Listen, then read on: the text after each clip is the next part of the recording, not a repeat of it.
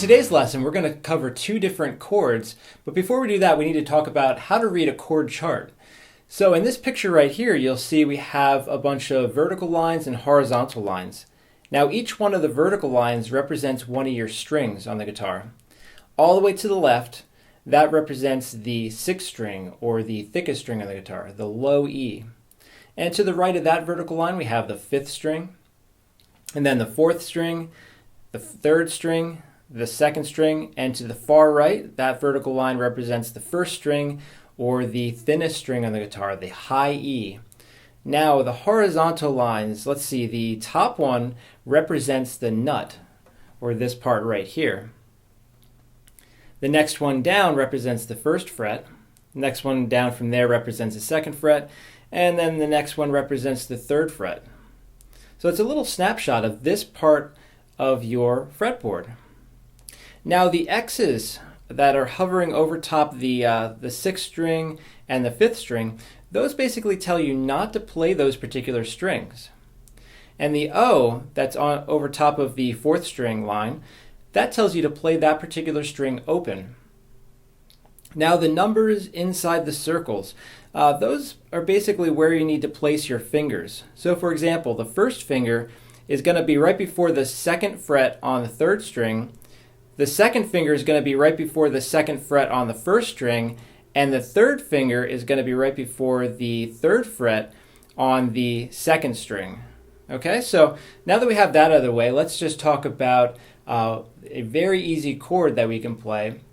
And this one's called the E minor chord. E with a little m basically stands for E minor. Okay, now looking at this chart, we'll see that we have the open sixth string, the first finger on the second fret of the fifth string, the second finger on the second fret of the fourth string, and then we have the open third string, open second string, open first string. So let's try this. Let's take the first finger and put it down right before the second fret on the fifth string, like so. We want to leave a little bit of space there to accommodate the second finger, and that's going to go right before the second fret on the fourth string. Now you're going to push both of them down, and let's take the pick, and we're going to start from the sixth string, and we're going to strum down like so. Okay, so that's an E minor chord. Now what we need to do next is check to make sure that each one of the strings is clear. So we're going to start with the sixth string, we're going to pick it, and this is while we're pushing down with the left hand fingers. We're going to pick the sixth string, pick the fifth, fourth, third, second, and then first string.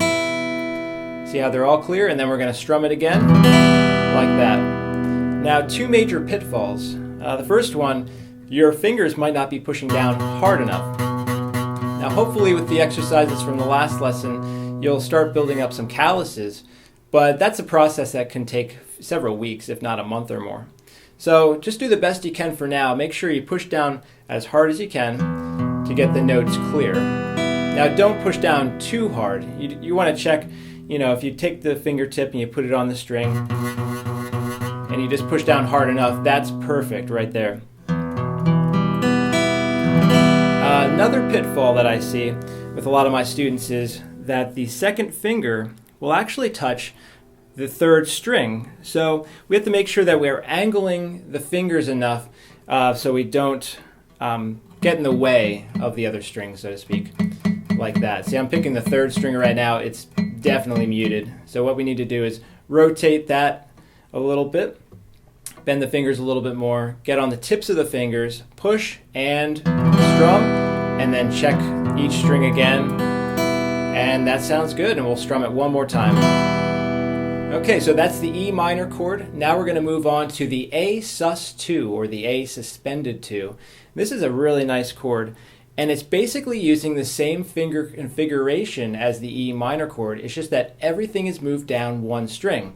So now we have an open sixth string, open fifth string, second fret on the fourth string, second fret on the third string, open second string, and open first string, like so. So we're going to strum the chord from the sixth string all the way down. It's a very nice chord. And then we're going to pick each one of those strings individually, checking to make sure that we're pushing down enough that we're not inadvertently touching other strings with these two fingers, that we're only pushing down the 4th string and the 3rd string.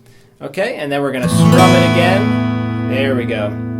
Now let's go back and review. So we have the E minor chord, 1st finger, 2nd fret of the 5th string, 2nd finger, 2nd fret of the 4th string, strum all 6 strings, double check all your notes, make sure they're all clear. Very nice, and strum again.